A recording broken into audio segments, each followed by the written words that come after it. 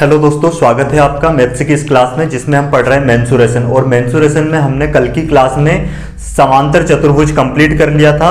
जो भी इस वीडियो को पहली बार देख रहा है वो पहले जाके अभी तक के जो 12 वीडियो डल चुके हैं वो कंप्लीट देखे ताकि ये आपको आसानी से समझ में आ जाए। आज की क्लास में हम करने वाले हैं ट्रेपेजियम की कंप्लीट थ्योरी करेंगे आज हम, जो कि समलंब चतुर्भुज होता है उसकी एक एक पॉइंट कंप्लीट करेंगे और उस पर कुछ क्वेश्चन भी करेंगे। बेसिक से पढ़ने वाले हम क्या है, मेंसुरेशन पढ़ रहे हैं। मेंसुरेशन जो कि 2D का पोर्शन हम पहले कंप्लीट कर रहे हैं, जिसमें पढ़ेंगे आज क्या, ट्रिपेजियम जिसका हिंदी मीनिंग है समलंब चतुर्भुज।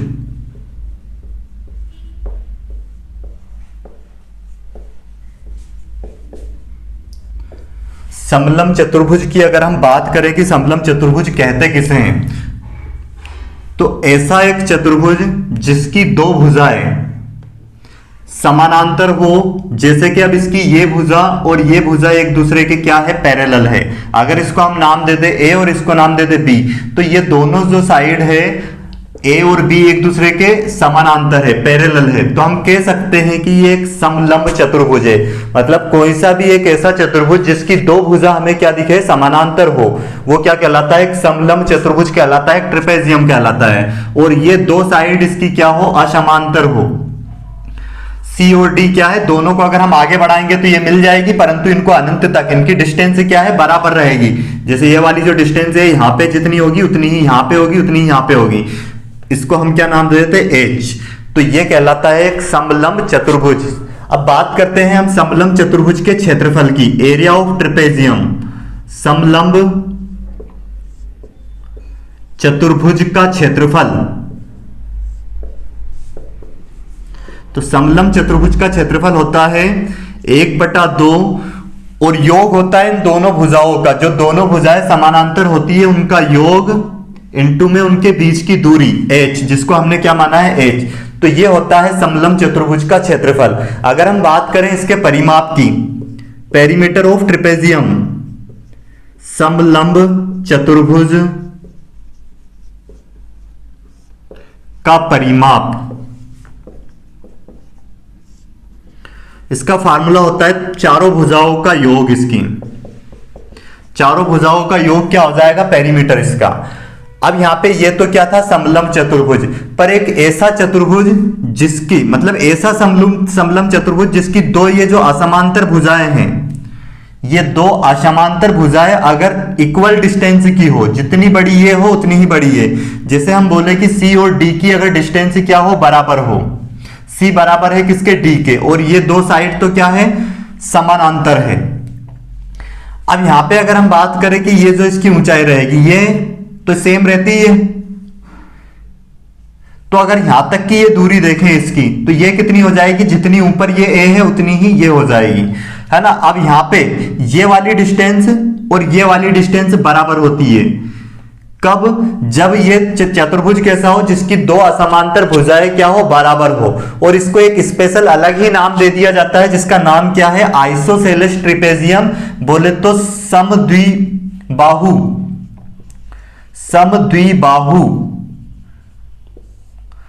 समलंब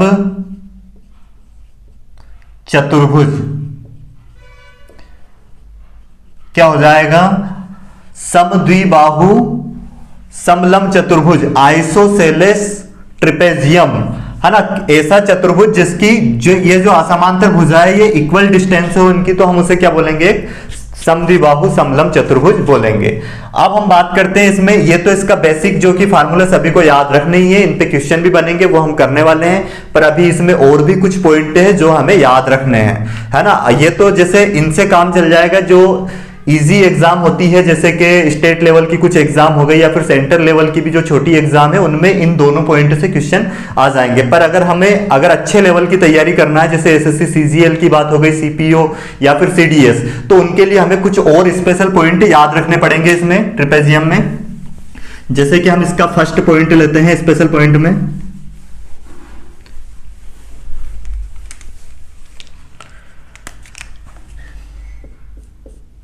यदि हमें एक ट्रिपेजियम इस तरह से दिया जाए,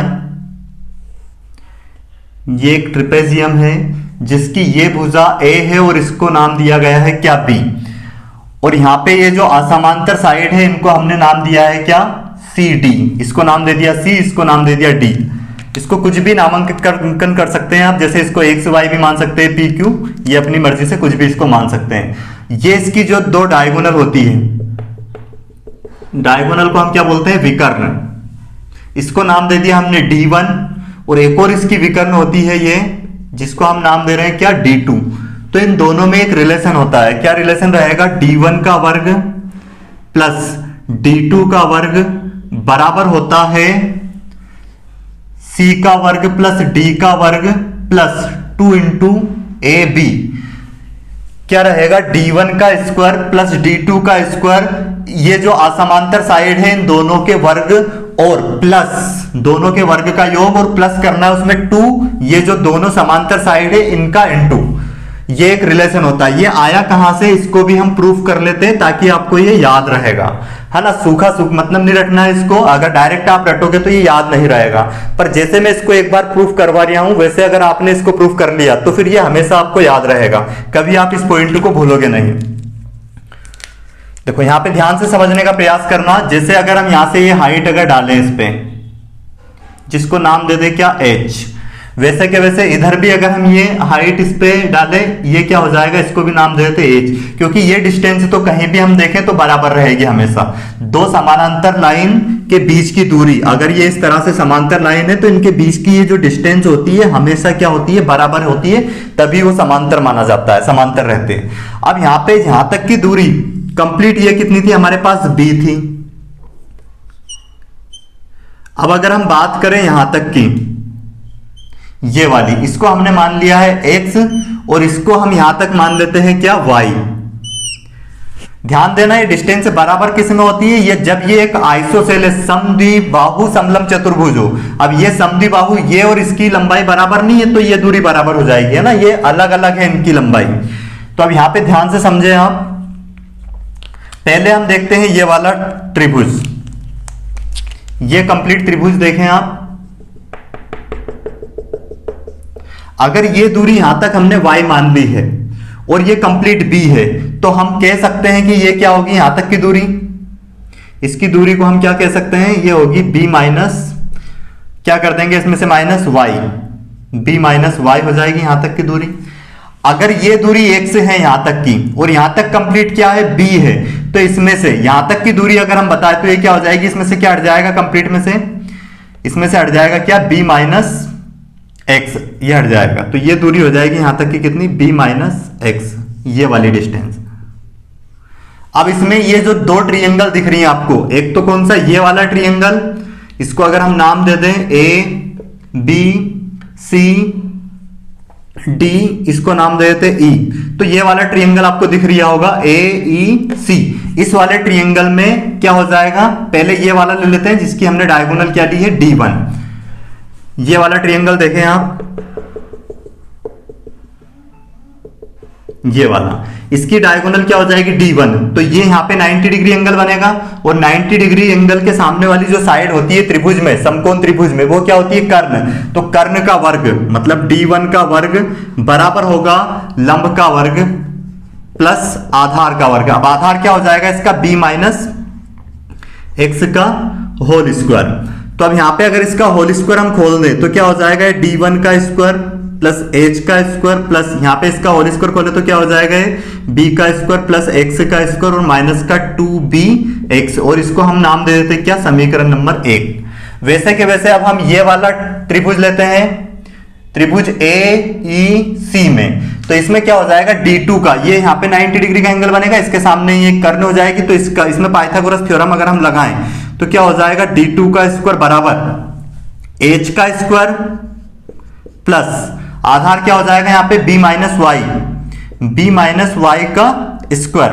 अब इसका अगर होल स्क्वायर ये खोल दे हम तो क्या हो जाएगा, ये D2 का स्क्वायर बराबर h का स्क्वायर प्लस b का स्क्वायर प्लस y का square minus 2b into y, इसको नाम दे देते हैं क्या, समीकरण 2। अब हम अगर समीकरण 1 और समीकरण 2 को जोड़ दें, प्लस कर दें, तो देखो ये समीकरण 1 है और ये समीकरण 2 है। क्या कर रहे हैं हम, समीकरण 1 प्लस समीकरण 2, इन दोनों को प्लस कर रही हैं। तो क्या हो जाएगा, इधर LHS भाग LHS में जुड़ेगा, जैसे ये LHS है इसका, LHS LHS में और RHS RHS में जुड़ता है। तो D1 का स्क्वायर प्लस D2 का स्क्वायर बराबर इसका क्या हो जाएगा, H स्क्वायर प्लस B का स्क्वायर प्लस X स्क्वायर और ये माइनस का 2BX, इसमें प्लस करना है, ये इधर इसका जो RHS है ये क्या हो जाएगा, H का स्क्वायर प्लस B का स्क्वायर और ये हो जाएगा प्लस Y का स्क्वायर माइनस 2BY,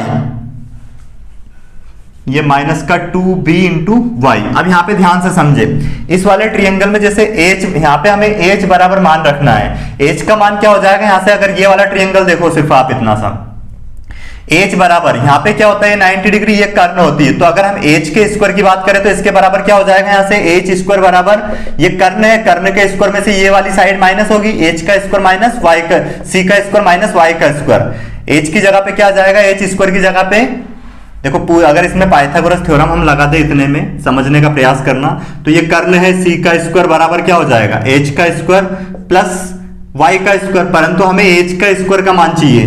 तो ये क्या हो जाएगा, इस वाले में C का स्क्वायर, ये Y स्क्वायर इधर आके माइनस का होगा और बराबर क्या बचेगा हमारे पास, H स्क्वायर। वैसे के वैसे यहां से अगर हम H का मान रखें तो H का मान यहां से क्या आ जाएगा, वही क्या हो जाएगा, इसका मान क्या है, D का स्क्वायर माइनस X का स्क्वायर। तो इसमें हम मान रख देंगे D1 का स्क्वायर प्लस D2 का स्क्वायर, तो एज इट इज रखा हमने। H की जगह पे पहले यहां से रख देते हैं, क्या रखेंगे, C का स्क्वायर माइनस Y का स्क्वायर और ये प्लस B का स्क्वायर और प्लस B का स्क्वायर कितना हो जाएगा, प्लस का 2B का स्क्वायर हो जाएगा। और क्या यहाँ पे हमारे पास plus X square as it is लिखा हमने और ये 2 माइनस का 2BX एज इट इज लिखा और इस H स्क्वायर की जगह पे यहां से हम क्या लिख सकते हैं, D का स्क्वायर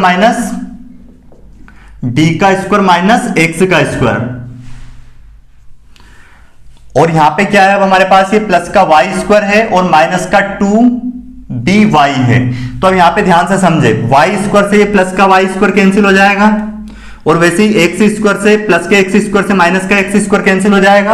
अब बचा क्या है हमारे पास, D1 का स्क्वायर प्लस D2 का स्क्वायर बराबर ये C का स्क्वायर बचा है, ये प्लस D का स्क्वायर बचा है प्लस 2B स्क्वायर बचा है। और यहाँ पे इसमें देखें आप, इसमें से अगर हम कॉमन ले ले माइनस का 2B, तो हमारे पास क्या जाएगा, ये यहाँ पे बचेगा X और यहाँ पे क्या बच जाएगा, प्लस का Y, क्योंकि माइनस का 2B कॉमन लिया हमने इसमें से और इसमें से, इन दोनों में से।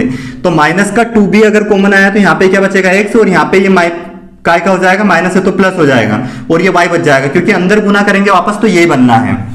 अब यहाँ पे ध्यान से समझे, और आप ये जैसे यहाँ पे x प्लस वाई है, x प्लस वाई की जगह पे हम क्या रख सकते हैं, अगर आप इसको देखो कंप्लीट, यहां तक की दूरी क्या है, ये y, और ये दूरी इसके बराबर होगी a के बराबर, मतलब यहां तक की दूरी क्या होगी a, और ये यहां तक की दूरी क्या है x। अगर अब हम इन तीनों को प्लस करें, मतलब किस किस को, यहां पे कर लेते हैं हम x प्लस, यहां पे क्या है शुरुआत में y प्लस, ये यहां तक की कितनी हो जाएगी, इसके बराबर होगी सेम a प्लस, और ये वाली दूरी कितनी है x, बराबर हम क्या रख सकते हैं, कंप्लीट यहां तक की दूरी कितनी थी b, बराबर रख सकते हैं b। तो यहां पे x प्लस वाई बराबर क्या हो जाएगा, b माइनस a, मतलब x प्लस वाई की जगह पे हम क्या रख देंगे इसमें, b माइनस a। इस वाले फार्मूले में यहाँ पे x प्लस वाई की जगह पे हम रखेंगे b माइनस a। तो c का स्क्वायर प्लस d का स्क्वायर प्लस 2b का स्क्वायर माइनस 2b, और यहाँ पे आ जाएगा क्या, b माइनस a। अब इसका अगर हम अंदर मल्टीप्लाई कर दें 2b का, तो क्या हो जाएगा, ये c का स्क्वायर प्लस d का square plus 2b square minus 2b square, और ये हो जाएगा माइनस माइनस प्लस, इसका इनटू इसमें होगा तो क्या हो जाएगा 2ab, और ये कैंसिल हो जाएगा। तो हमें क्या प्रूफ करना था, ये वाला पॉइंट हमारे पास आ गया। क्या हो जाएगा, d1 का स्क्वायर प्लस d2 का स्क्वायर बराबर होता है c का स्क्वायर प्लस d का स्क्वायर और प्लस 2ab। ये मोस्ट इंपोर्टेंट पॉइंट है, आपको ये याद रखना है। तो ये था हमारा फर्स्ट स्पेशल पॉइंट, जो कि आपको डायरेक्ट याद रखना है, ये प्रूफ करके देखना है एक दो बार आपको। अगर समझ में नहीं आया हो एक बार में तो वीडियो को दोबारा से देखना है, पर इसको समझने का प्रयास करना है। अब देखते हैं हम इसका नेक्स्ट पॉइंट।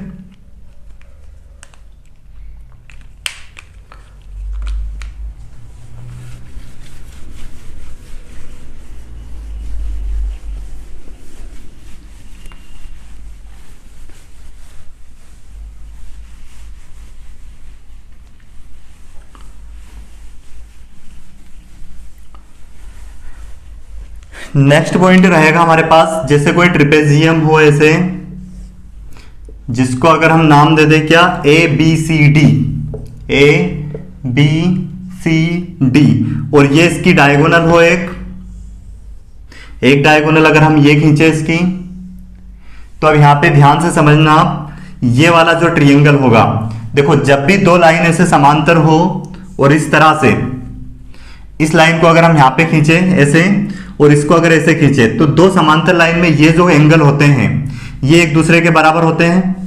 क्योंकि ये हमने जब जियोमेट्री अभी यूट्यूब पे मैंने पढ़ाया नहीं है, पर ऑफलाइन क्लास में पढ़ा है, तो जो जिन स्टूडेंट ने ये लाइन एंगल का पोर्शन पढ़ा है उनको ये पता होगा कि ये जो कोण होते हैं एकांतर कोण होते हैं और ये एक दूसरे के बराबर होते हैं। अगर ये दो लाइन समांतर हो, एक उसको प्रतिच्छेद करे, ये जो जेड आकृति बनती है, तो ये जो कोण होते हैं ये बराबर होते हैं। वैसे ये कोण किसके बराबर होगा, इसके बराबर, और ये दोनों कोण क्या बन जाएंगे, शीर्षाभिमुख कोण, तो ये भी आपस में क्या हो जाएंगे, बराबर हो जाएंगे। तो हम कह सकते हैं कि ये वाला ऊपर वाला ट्रायंगल और ये नीचे वाला ट्रायंगल दोनों क्या हो जाएंगे, सिमिलर हो जाएंगे। क्योंकि अगर किसी भी दो त्रिभुज के संगत कोण आपस में बराबर हो जाते हैं तो वो क्या होते हैं, समरूप होते हैं, है ना। ये सिमिलरिटी का एक प्रॉपर्टी है। तो अब यहां पे ध्यान से समझना, देखो पॉइंट क्या है ये, अगर इसको हम नाम दे दे O, तो इस वाले, इसका जो क्षेत्रफल होगा इस वाले त्रिभुज का, क्या रखना है पॉइंट याद आपको, त्रिभुज AOD का क्षेत्रफल बराबर होता है किसके, त्रिभुज BOC का क्षेत्रफल। मतलब ये वाला एरिया और ये वाला एरिया दोनों आपस में क्या होगा, बराबर होगा। ऐसा क्यों होता है, इसको भी ध्यान से समझने का प्रयास करना। जैसे अगर हम ये वाला त्रिभुज देखें पूरा कंप्लीट, इस वाले त्रिभुज की अगर हम बात करें, तो इसको क्या लिखेंगे हम, त्रिभुज ADC का क्षेत्रफल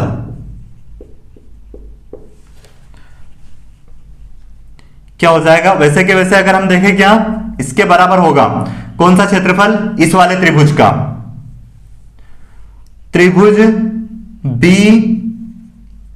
BDC का क्षेत्रफल। ये दोनों क्षेत्रफल बराबर होते हैं। क्यों होते हैं बराबर, यहां पे ध्यान से समझने का प्रयास करना। ये वाले, इस वाले त्रिभुज का क्षेत्रफल इस वाले त्रिभुज के क्षेत्रफल के बराबर क्यों होता है, ये पॉइंट ये है, जैसे अगर कोई दो समानांतर लाइन हो, दो लाइन कैसी हो, समांतर। अब यहां पे इसका आधार लेके, सेम आधार लेके, जैसे ये आधार है, यहां पे इस आधार को लेके मैंने एक ये ट्रायंगल बनाया, तो इस ट्रायंगल का क्षेत्रफल, अब ऐसे सेम यही आधार यही होना चाहिए दोनों का। इस आधार को लेके अगर ऐसे कितने भी त्रिभुज बना दिए जाएं, तो उनका जो एरिया होगा वो क्या होगा, समान होगा, बराबर होगा, है ना। अगर क्या हो, आधार समान हो और दो लाइन ऐसे समांतर हो, तो एक लाइन पर आप उसका आधार समान लेके ऐसे कितने भी ट्रायंगल बनाओगे, तो इन सभी जो ट्रायंगल होंगे इनका क्षेत्रफल क्या होगा, इक्वल होगा। तो अब हमें इसमें ट्रिपेजियम में ये पता है, ये दोनों लाइन, जो ये A और ये B, ये दोनों लाइन समानांतर है। अब इसको आधार लेके एक ट्रायंगल ये बनाया गया और एक ट्रायंगल ये बनाया गया, तो दोनों का क्षेत्रफल क्या होगा, बराबर होगा। अब इन दोनों में देखो कॉमन पोर्शन क्या आ रहा है, ये कॉमन है दोनों में। तो जैसे इसमें से अगर हम इस वाले ट्रायंगल की अगर हम बात करें, इसमें से ये वाला क्षेत्रफल हटा दें, इसका, इस वाले पूरे ट्रायंगल में से अगर कौन सा क्षेत्रफल हटा दें, त्रिभुज DOC का क्षेत्रफल, और वैसे के वैसे इसमें से भी यही जो कॉमन है ये हटा दें, क्योंकि बराबर अगर है तो समान संख्या हम घटा सकते हैं दोनों तरफ से। तो इधर से भी हम यही घटा रही हैं और इधर से भी, इसमें से भी क्या घटा रही है, त्रिभुज DOC का क्षेत्रफल, ये इसमें से भी हम माइनस कर रही हैं। तो अब यहां पे ध्यान से समझना, इसमें क्या बचेगा हमारे पास, अगर इस वाले इतने में से अगर हम ये हटा दें, तो हमारे पास ये वाला एरिया बच जाएगा, जिसको हम क्या लिखेंगे, त्रिभुज AOD का क्षेत्रफल बराबर इसमें से, इधर इसमें से अगर हम ये वाला क्षेत्रफल हटा दें, तो ये क्या बच जाएगा हमारे पास, त्रिभुज BOC सी का क्षेत्रफल। तो देखो ये हमारे पास जो पॉइंट था ये कंप्लीट आ गया, मतलब इसका एरिया, इसको अगर हम A1 नाम दे दे इसके क्षेत्रफल को, और इसको नाम दे दे क्या A2, तो ये वाला क्षेत्रफल इसके बराबर होगा। ये पॉइंट आपको याद रखना है। उम्मीद है आपको ये समझ में आ गया होगा। अब हम देखते हैं इसका नेक्स्ट पॉइंट।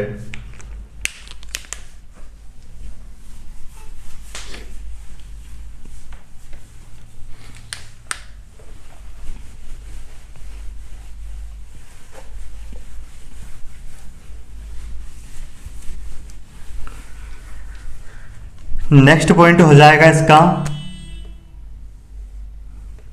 जब कोई ट्रेपेजियम इस तरह से हमें दिया हो, जैसे इसकी एक साइड ये दी है कितनी A, और ये दे दी है हमें B, और ये दो साइड असमांतर है C और D, और ये इसकी एक डायगोनल हमने ऐसे खींची, वैसे ही इसको अगर D1 नाम देते, और ये क्या हो जाएगी D2, दूसरी डायगोनल हो जाएगी D2। तो यहां पे ध्यान से आपको समझना है, जैसे इसका क्षेत्रफल, इसके क्षेत्रफल को हम क्या ले लें A1, वैसे ही इसका क्षेत्रफल क्या ले ले A2, और इसका क्षेत्रफल ले ले क्या A3, और इसका क्षेत्रफल ले लेते हैं हम क्या A4। तो यहां पे आपको याद रखना है A1 इंटू A3 का क्षेत्रफल बराबर होता है A2 इंटू A4 के क्षेत्रफल के। क्या याद रखना है पॉइंट, इसके क्षेत्रफल का गुणनफल बराबर होगा इसके क्षेत्रफल के गुणनफल के। तो ये आप समझने का प्रयास करें ऐसा भी होता क्यों है, ये पॉइंट कहां से आया है, इसको समझने का प्रयास करें आप। जैसे अगर हम इसको थीटा कोण मान ले, तो ये भी क्या हो जाएगा थीटा हो जाएगा, क्योंकि शीर्षाभिमुख कोण है, और ये थीटा होगा। तो आपने रेखिक कोण, जैसे अभी आप जियोमेट्री पढ़ रहे हैं डिटेल में, तो आपको याद होगा इसको, ये टोटल योग कितना होता है 180, तो ये क्या हो जाएगा 180 माइनस थीटा हो जाएगा, क्योंकि दोनों का योग अगर करें तो क्या होना चाहिए 180 होना चाहिए। तो वैसे के वैसे ये अगर 180 माइनस थीटा, तो ये भी कितना हो जाएगा 180 माइनस थीटा। अब जब हमने मीन्स अभी ट्रिएंगल हमने वैसे अभी यूट्यूब पे कंप्लीट किया नहीं है, पर जिनने ऑफलाइन क्लास में पढ़ा है तो उनको एक फार्मूला मैंने लिखवाया था। क्या फार्मूला लिखवाया था, जैसे अगर हमें यहां तक की डिस्टेंस ये पता हो और ये डिस्टेंस पता हो, और उनके बीच का किसी त्रिभुज का, ये कोई त्रिभुज है मान लिया जाए, और इसकी ये भुजा A हो और ये B हो, और इनके बीच का हमें थीटा पता हो, तो इसके क्षेत्रफल का फार्मूला होता है 1/2 A इंटू B, और ये क्या हो जाता है साइन थीटा। ये इसके क्षेत्रफल का फार्मूला होता है। तो अब यहां पे ध्यान दें, अगर ये हमें इस वाले इसका क्षेत्रफल निकालना हो, जैसे इसको अगर हम नाम दे दें पूरे को A B C D, हमने अगर नाम दे दिया इसको, तो इस वाले त्रिभुज का, और यहाँ पे O है, अगर इस वाले त्रिभुज का क्षेत्रफल निकालना हो तो क्या हो जाएगा इसका फार्मूला, त्रिभुज कौन से वाले त्रिभुज का क्षेत्रफल निकाल रही है AOB का क्षेत्रफल बराबर क्या हो जाएगा हमारे पास 1/2, और इसकी भुजा को, इसको क्या ले लें हम नाम, इसको ले लेंगे OA, और इसको क्या नाम लेंगे हम OB, और इनटू में क्या लेंगे साइन 180, इसका मान तो ये तो क्या है थीटा, तो यहां पे डायरेक्ट क्या रख देंगे साइन थीटा। तो ये इसका क्षेत्रफल हो गया। वैसे कि वैसे अगर हम बात करें इस वाले की, ये वाले त्रिभुज का क्षेत्रफल निकालेंगे तो ये क्या होगा, ये हमने जो जिसको A1 माना है, तो इसको हम डायरेक्ट A1 का क्षेत्रफल नाम दे सकते हैं, A1 का क्षेत्रफल। वैसे ही अगर हम निकाले किसका A2 का क्षेत्रफल, A2 का क्षेत्रफल निकालने के लिए हमें क्या करना पड़ेगा, ये हो जाएगा 1/2 इस वाले का मल्टीप्लाई और इस वाली भुजा का मल्टीप्लाई, तो ये क्या हो जाएगा OA इंटू इसका मल्टीप्लाई क्या हो जाएगा OD इंटू में क्या लिखेंगे साइन। अब यहां पे इसके बीच का कोण क्या है 180 माइनस थीटा। तो जिनने ट्रिग्नोमेट्री पढ़ी है अच्छे से उनको ये पता होगा कि साइन 180 पे चेंज नहीं होता है, और साइन 180 माइनस थीटा का मान क्या होता है साइन थीटा ही होता है। तो ये आ जाएगा हमारे पास 1/2 OA इंटू OD, ये हो जाएगा कितना साइन थीटा। वैसे ही बात करें हम A3 के क्षेत्रफल की, A3 का क्षेत्रफल, ये क्या हो जाएगा, वही इसी फार्मूले से 1/2 इसकी दोनों भुजाओं का गुणनफल, इसका मान क्या हो जाएगा OD इंटू ये इसका क्या हो जाएगा OC, और ये हो जाएगा हमारे पास इसका मान क्या दिया है थीटा साइन थीटा, तो यहां पे ये हो जाएगा इसका क्षेत्रफल। वैसे अगर बात करें इस वाले क्षेत्रफल की तो ये क्या हो जाएगा A3 का क्षेत्रफल A4 का क्षेत्रफल बराबर हो जाएगा 1/2, इसको नाम देते हैं क्या OB इंटू ये वाली साइड क्या है OC, और इनके बीच का जो कोण है कितना है साइन 180, थीटा का मान क्या है 180 माइनस थीटा, तो अब यहां पे हो जाएगा 1/2 OB इंटू OC, और ये इसका मान भी क्या होता है साइन थीटा होगा ये। तो अब जैसे हम मल्टीप्लाई करते हैं किसका A1 इंटू मतलब ये वाले किस into A3, A1 into A3 बराबर होता है किसके A2 इंटू A4, ये हमें प्रूफ करना है। तो अब देखो A1 का क्षेत्रफल यहां पे रखेंगे हम, कितना आ गया 1/2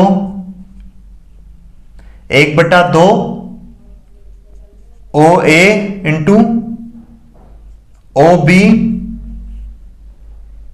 साइन थीटा। वैसे कि वैसे A3 का मान कितना है हमारे पास, वही 1/2 OD into OC,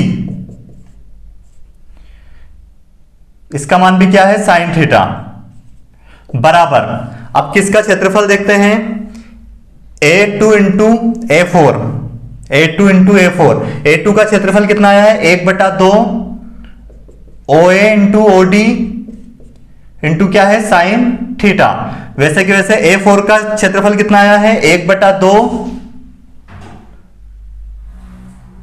OB into OC into में क्या है साइन थीटा।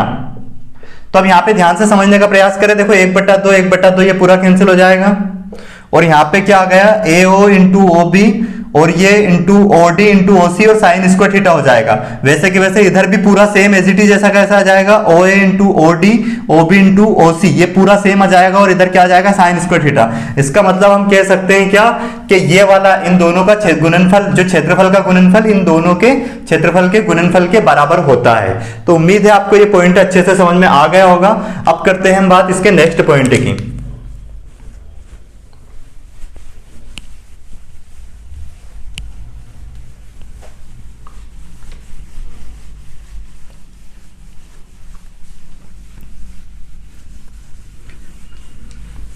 ट्रिपेजियम का नेक्स्ट पॉइंट रहेगा हमारे पास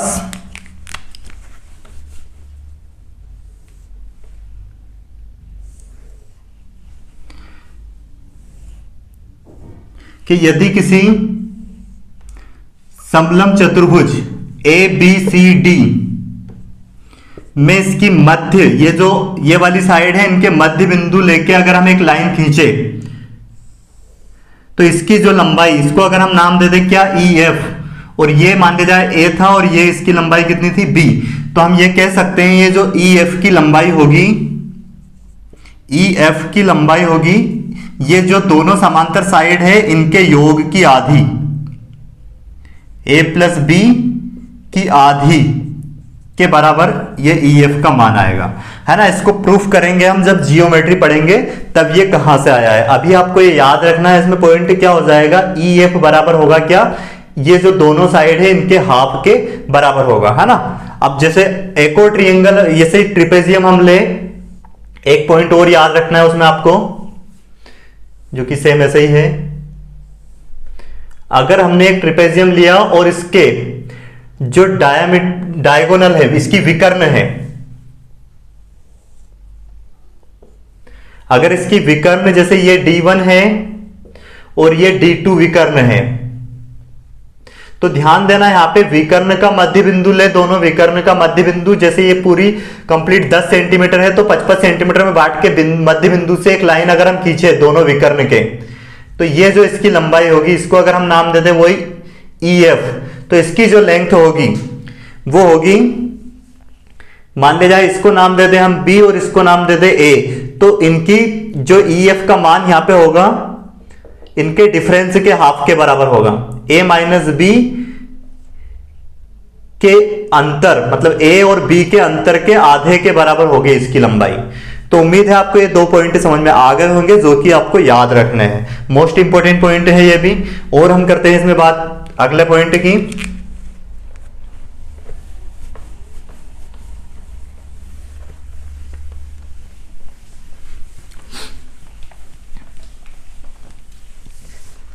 अगला पॉइंट इसमें रहेगा, जैसे किसी भी ट्रिपेजियम में, ये मान ले जाए क्या, ए बी सी डी एक ट्रिपेजियम है, और यहां पे इस एक साइड का मध्य बिंदु ले लें और यहां से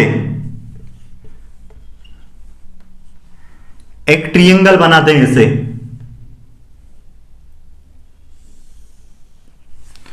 तो इस ट्रायंगल का जो क्षेत्रफल रहेगा, इस ट्रायंगल का जो क्षेत्रफल रहेगा वो इस ट्रिपेजियम के क्षेत्रफल के आधे के बराबर रहेगा। कैसे लिखेंगे इसको, त्रिभुज बी सी ई का क्षेत्रफल बराबर होगा 1/2 किसके, इसके, अगर हम इस साइड को ए नाम दे दे, इसको नाम दे दे क्या, बी, तो एक इसका क्षेत्रफल इसका खुद का ही क्या होता है, यहां पे लिख देते हैं चतुर्भुज, समलम चतुर्भुज,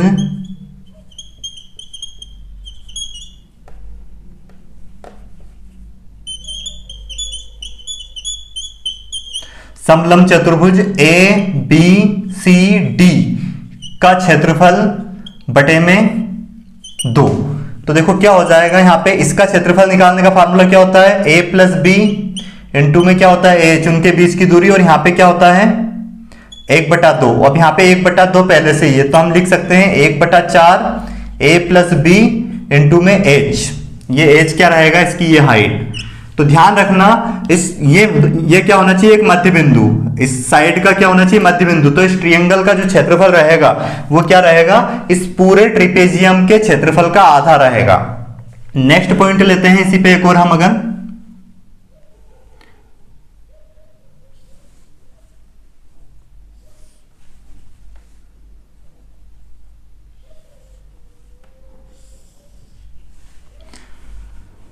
यहां पे क्या करें, इसके मध्य बिंदु अगर हम लें,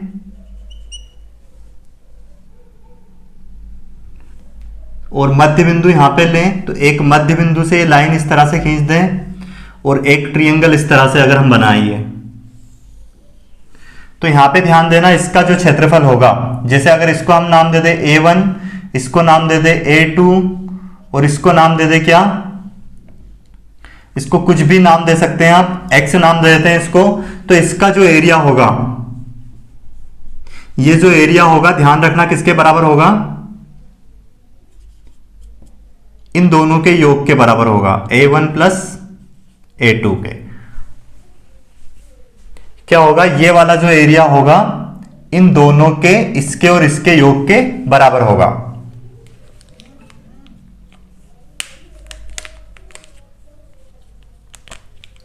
तो उम्मीद है आपको ये कॉन्सेप्ट समझ में आ गया होगा। अब हम देख लेते हैं ट्रिपेजियम पे कुछ क्वेश्चन, बेसिक से क्वेश्चन लेते हैं इसमें। और एक और देख लो यहाँ पे, जब आइसोसेलेस ट्रायंगल, वैसे जियोमेट्री में पढ़ेंगे हम ये जो पॉइंट बच गए उनको, पर यहाँ पे आप याद रख लेना, क्या हो, एक आइसोसेलेस ट्रायंगल हो, सॉरी आइसोसेलेस एक ट्रिपेजियम हो, और उसके अंदर एक साइक्लिक, मतलब एक वृत्त, सर्कल इस तरह से रखा हो जो उसकी चारों भुजाओं को स्पर्श करता हो। तो यहां पे ध्यान रखना आप, क्या ए बी सी डी अगर इसको नाम दे दे, तो A B plus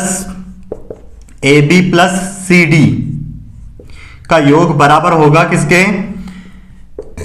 A D plus B C के, मतलब इन दोनों भुजाओं का योग इनके बराबर होगा। ये आपको पॉइंट इसमें याद रखना है। अब करते हैं हम इसके क्वेश्चन बेसिक।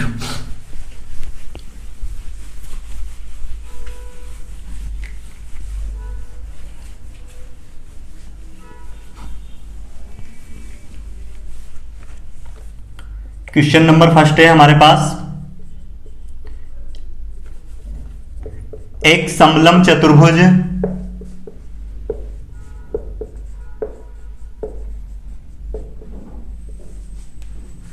की समांतर भुजाओं की लंबाई समांतर भुजाओं की लंबाई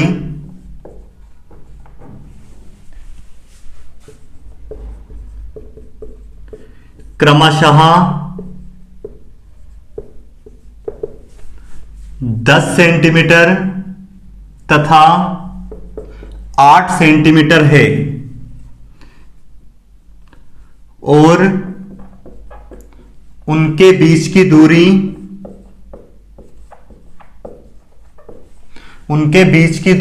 5 सेंटीमीटर है, तो उसका क्षेत्रफल ज्ञात करें। उसका क्षेत्रफल ज्ञात करें। बिल्कुल आसान क्वेश्चन है। क्या है क्वेश्चन?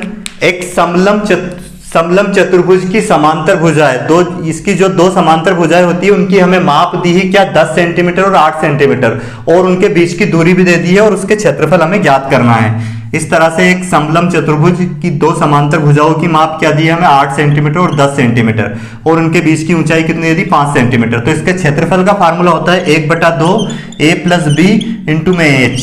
अब 1/2 a का मान कितना हमारे पास 8 और b का मान कितना दे दिया 10 और इंटू में h का मान दे दिया 5। ये कितना हो जाएगा? 18 2 से कट जाएगा कितने बार में? 9 बार में, और 9 5 45 सेंटीमीटर स्क्वायर इसका क्षेत्रफल हो जाएगा। तो उम्मीद है आपको ये समझ में आ गया होगा। तो इस टाइप से कई क्वेश्चन बन सकते हैं। ये तो जैसे क्वेश्चन नंबर पहला था।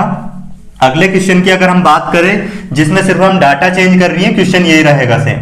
यहाँ पे 10 की जगह पे कर रही है इसमें 15 और इसमें कर रही है यहाँ पे इसकी जगह पे 13, और इसकी जो ऊंचाई है वो है 10। तो अब इसका क्षेत्रफल हमें ज्ञात करना है। तो यही फार्मूला लगाएंगे क्या? 1/2 इन दोनों भुजाओं का योग करेंगे, 13 और 15 कितना हो जाएगा यहाँ पे?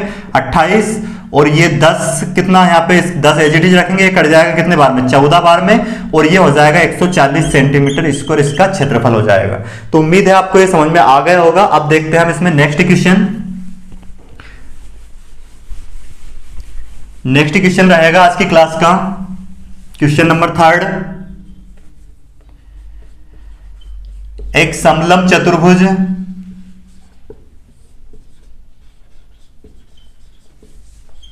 का क्षेत्रफल 250 सेंटीमीटर स्क्वायर है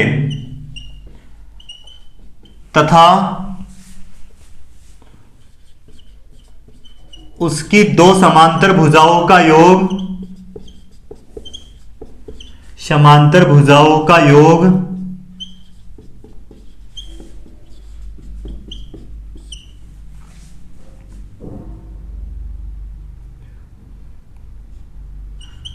दो समांतर भुजाओं का योग 125 सेंटीमीटर है, तो उनके बीच की दूरी ज्ञात करें।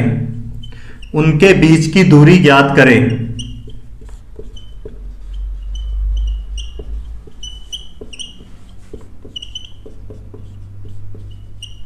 अब इस टाइप से कई क्वेश्चन बन सकते हैं, है ना। बिल्कुल इजी डाटा लिया है। क्या दिया गया है हमें? क्षेत्रफल दे दिया। क्षेत्रफल का फार्मूला होता है 1/2 a प्लस बी इंटू में उनके बीच की दूरी, और ये बराबर हमें कितना दे दिया? 250। ध्यान रखना इसमें ये योग भी हमें दे दिया। कितना दे दिया? ये 1/2 a प्लस बी का मान दिया 125, और इंटू में क्या? h, हमें दूरी ज्ञात करनी है। अब यहाँ पे ध्यान रखना 125 से 2 बार में कट जाएगा, और इसका गुना उधर जाके हो जाएगा, तो कितना हो जाएगा? h बराबर आ जाएगा 4 सेंटीमीटर। मतलब उनके बीच की जो दूरी है वो कितनी है? 4 सेंटीमीटर। तो इस तरह से क्वेश्चन तो कई बन सकते हैं, है ना। हम एक और क्वेश्चन इसी पे डाटा चेंज करके लेते हैं, सेम इसी टाइप का, जो कि आपको करना है। क्वेश्चन नंबर 4 यहाँ पे मान लीजिए कितना है? 450 सेंटीमीटर है, और उनकी दोनों भुजाओं का जो योग है वो है 90 सेंटीमीटर। तो हमें ज्ञात करना है क्या? उनके बीच की दूरी ज्ञात करनी है। तो क्या हो जाएगा यहाँ पे? वही फार्मूला लगाना है 1/2 a प्लस बी का योग कितना दे दिया हमें? 90, और इंटू h हमें ज्ञात करना है, और ये कितना है? 450। तो अब यहाँ पे ध्यान देना, 0 से 0 कैंसिल, 9 5 45, और 2 का गुना उधर जाके हो जाएगा। मतलब h बराबर कितना आ जाएगा? 10 सेंटीमीटर। उम्मीद है सभी को समझ में आ गया होगा ये क्वेश्चन। वैसे ही एक और क्वेश्चन और ले लेते हैं हम इसी टाइप का। क्वेश्चन नंबर 5वां हो जाएगा जो आज की क्लास का।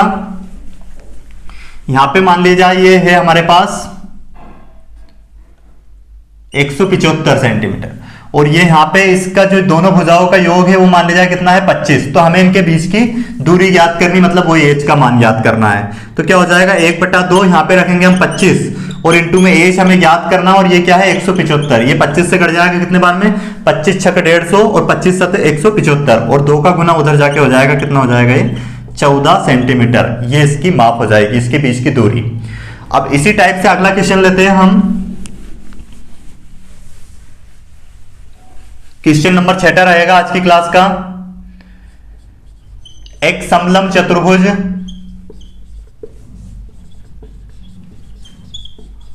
का क्षेत्रफल 350 वर्ग सेंटीमीटर है तथा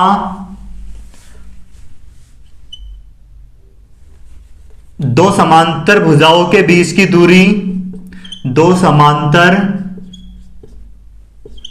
भुजाओं के बीच की दूरी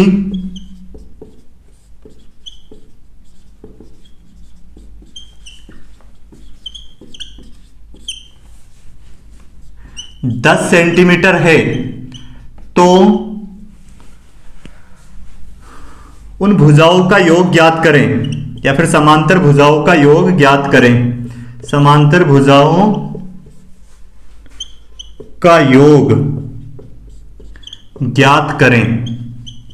बिल्कुल आसान क्वेश्चन है। क्या दिया गया हमें, वही फार्मूला लगाएंगे 1/2 a प्लस बी इंटू में एच बराबर हमें कितना दिया है, इसका क्षेत्रफल 350। अब यहां पे ध्यान देना, इसके बीच की जो ये योग है ये नहीं दिया है और हमें क्या दे दी है, दूरी दे दी और हमसे योग पूछ लिया है। तो वैसे ही करना है, क्या हो जाएगा 1/2 एज इट इज रखा हमने, और ये हो जाएगा हमारे पास a प्लस बी इंटू में एच का मान रखेंगे 10 बराबर कितना हमारे पास 350। तो अब यहाँ पे 2 5 10 और 5 से इसको काट देंगे, 5 7 35, मतलब a प्लस बी बराबर आ जाएगा कितना 70। मतलब दोनों का योग कितना आ जाएगा 70। अब यहाँ पे हमें किसी एक भुजा का मान देके दूसरी भुजा का मान भी इसमें वो पूछ सकते हैं। तो इस टाइप से और भी क्वेश्चन बन सकते हैं। तो इसीलिए आपको थ्योरी अगर कंप्लीट रहेगी तो क्वेश्चन कैसे भी घुमाए आप उसको कर पाओगे। जैसे अब यहाँ पे तो ये योग दिया है, आपको इनकी भुजाओं का योग का वर्ग पूछ सकते हैं, उसका क्यूब पूछ सकते हैं। तो ऐसे क्वेश्चन कई तरीके से बन सकते हैं। तो आपको ये समझ में आ गया होगा। अब देखते हैं हम नेक्स्ट क्वेश्चन आज की क्लास का।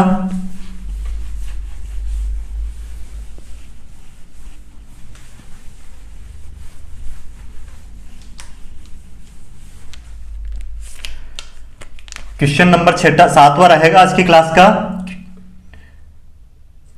एक समलंब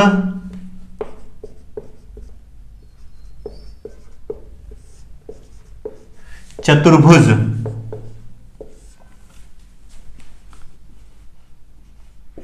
की समांतर भुजाएं क्रमशः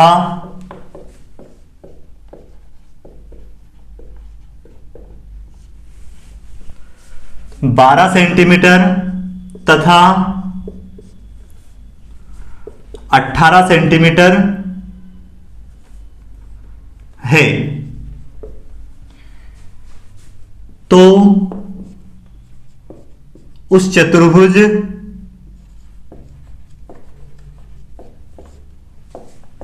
की असमांतर भुजाओं के मध्य,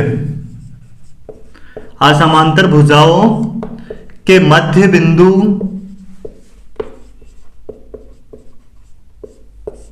को मिलाने वाली भुजा की लंबाई ज्ञात करें। भुजा की लंबाई ज्ञात करें। अब अगर आपने थ्योरी अच्छे से समझी है तो ये क्वेश्चन बिल्कुल आसान क्वेश्चन है। क्या दिया गया हमें, एक समलंब चतुर्भुज है जिसकी दो समांतर भुजाएं हमें दी गई है। कितनी लंबी है, एक 18 सेंटीमीटर और एक कितनी है 10 सेंटीमीटर 12 सेंटीमीटर। और हमसे ये जो असमांतर भुजाएं इनके मध्य बिंदु को मिलाने वाली साइड, इसको अगर हम नाम दे दे ए बी सी डी और इसको नाम दे दे ई एफ, तो हमसे ई एफ की लंबाई पूछी है जो कि क्या हो जाएगी इसका मान होता है 1/2, ये जो दोनों समांतर साइड है उनका आधा, है ना, उनके योग का आधा हो जाएगा। तो क्या हो जाएगा, 18 + 12 का योग कितना होगा, 30, और 30 के आधा कितना हो जाएगा, 15। मतलब इसकी जो लंबाई हो जाएगी कितनी हो जाएगी, 15 सेंटीमीटर। उम्मीद है आपको ये समझ में आ गया होगा। अगर आप यहां पे इसी तरह से एक और क्वेश्चन लें तो उसका आंसर आपको निकालना है। जैसे यहां पे इसकी लंबाई दी है, मान लिया जाए 15 सेंटीमीटर, और इसकी लंबाई दी है 13 सेंटीमीटर, तो आपको वही मध्य बिंदु मिलाने वाली लाइन ज्ञात करें। मध्य बिंदु को मिलाने वाली भुजा की लंबाई आपको ज्ञात करनी है। तो क्या करना है, इन दोनों का योग 13 और 15 कितना हो जाएगा, 28, 28 का आधा कितना हो जाएगा, 14 सेंटीमीटर। मतलब उसकी लंबाई हो जाएगी कितनी, 14 सेंटीमीटर। अगला क्वेश्चन लेते हैं आज की क्लास का। ये क्वेश्चन नंबर 8वां था। अब करेंगे हम क्वेश्चन नंबर 9वां।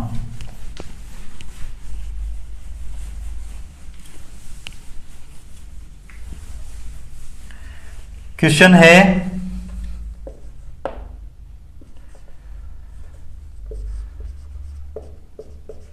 किसी समलंब चतुर्भुज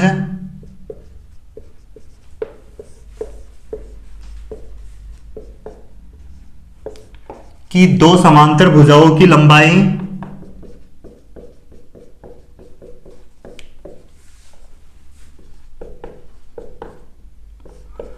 लंबाई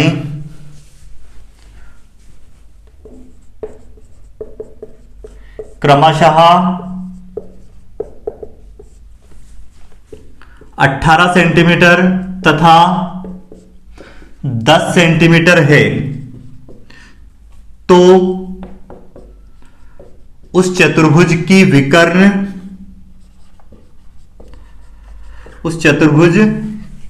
विकर्ण के मध्य बिंदु को मिलाने वाली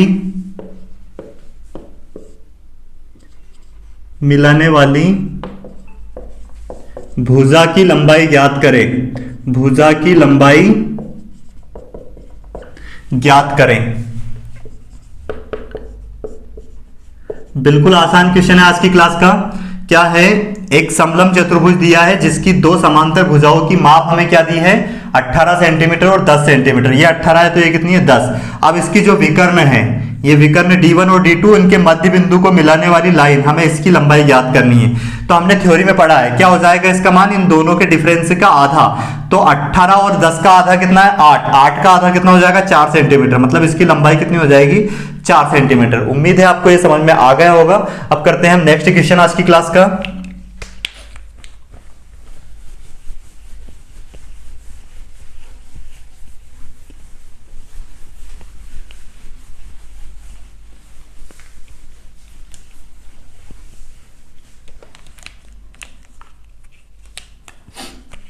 क्वेश्चन नंबर 10वां रहेगा, जो कि लास्ट क्वेश्चन है।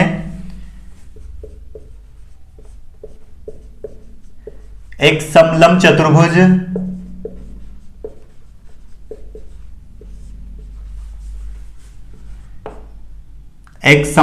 चतुर्भुज का क्षेत्रफल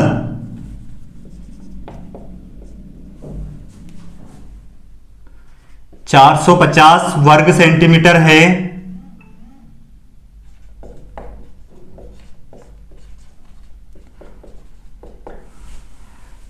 तथा दो समांतर भुजाओं के बीच की दूरी, दो समांतर भुजाओं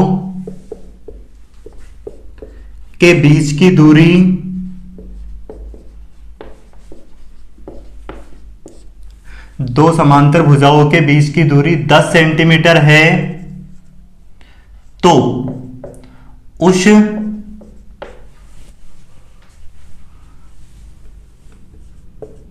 समलंब चतुर्भुज की असमांतर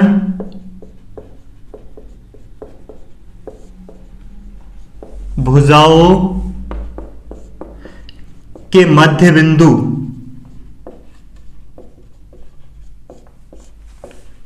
को मिलाने वाली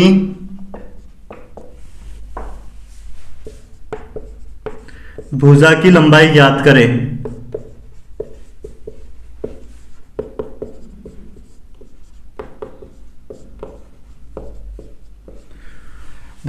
क्वेश्चन क्या है, हमें क्या दिया गया है, एक समलंब चतुर्भुज है जिसका कि हमें इसकी ये जो भुजाएं हैं, मतलब समांतर भुजाएं, इनकी माप नहीं दी है। अगर ये हमें इनकी माप पता चल जाए तो इसके मध्य बिंदु मतलब a प्लस बी इन दोनों का योग भी अगर पता चल जाए तो उसका हम आधा कर देंगे, तो ये जो मध्य बिंदु को मिलाने वाली लाइन रहेगी उसका इसका मान आ जाएगा। तो इसको हम कैसे निकाल लें, तो पहले हमारे पास क्षेत्रफल क्या होता है इसका, त्रिभुज का क्षेत्रफल 1/2, समलंब चतुर्भुज का क्षेत्रफल 1/2 a प्लस बी इंटू में h बराबर हमें कितना दिया है क्षेत्रफल 450 वर्ग सेंटीमीटर, और h का मान कितना दिया हमें, ये दिया है 10।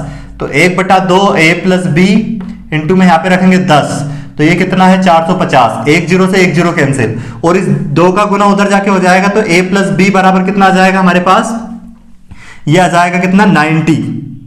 वैसे यहीं पे ये पता चल गया इसमें एक a प्लस बी दोनों भुजाओं का आधा कितना आ गया 45, और यही हमारा आंसर हो जाएगा। EF का मान कितना हो जाएगा यहाँ पे 45 सेंटीमीटर, क्योंकि ये जो 45 आ गया है हमारे पास क्या आया है, ये जीरो से जीरो तो कैंसिल हो गई, 1/2 a प्लस बी बराबर कितना आ गया 45, मतलब ये दोनों भुजाओं का योग का आधा कितना आ गया 45। अगर हम और भी सोल्व करें तो कितना हो जाएगा, इसका गुना हो जाएगा, a प्लस बी बराबर आ जाएगा 90।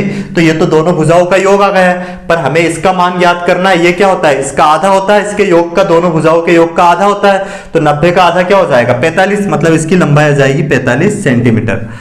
तो ये था क्या ट्रिपेजियम की थ्योरी, और उस पर हमने क्वेश्चन कर लिए हैं। आज होता है ट्रिपेजियम का हमारा पार्ट कंप्लीट। कल की क्लास में हम करने वाले हैं इसका नेक्स्ट